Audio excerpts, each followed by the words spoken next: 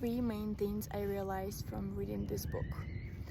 First, you have to invest in your financial intelligence. You have to study the topic. No one actually teaches us these things.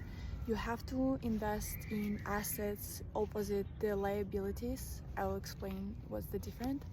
And you cannot get rich by working a regular job.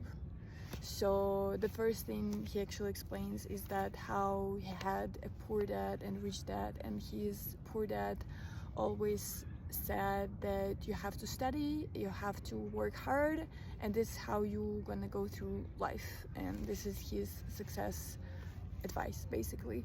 And his rich dad is his friend's dad actually, but who taught him everything he knew, and he told him that rich do not work for money.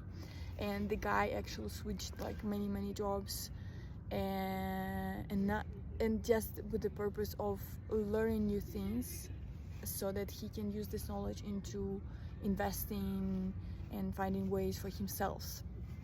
So the book is first one that I'm reading about the finances, and this is probably the one that everyone would recommend if you want to get like starting your financial education stuff. So it makes sense, but you have to keep in mind that it's I think it's very American concept kind of.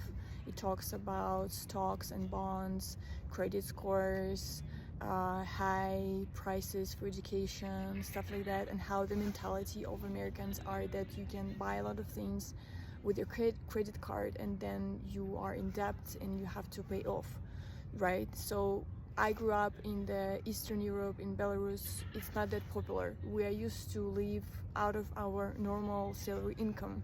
And yeah, you can get a credit card, but it's not that popular. I actually don't know why. It's not like this kind of system. So it's completely different concepts. And anyways, still it makes sense. The general rules make sense. And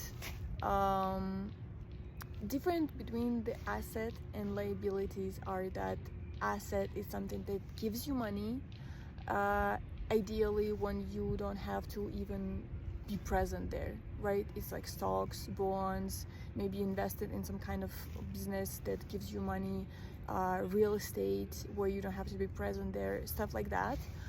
And liabilities, it's things you buy basically, and you think, and he talks about how a lot of people mostly think that house is their asset, but he does not agree with that. So house, car,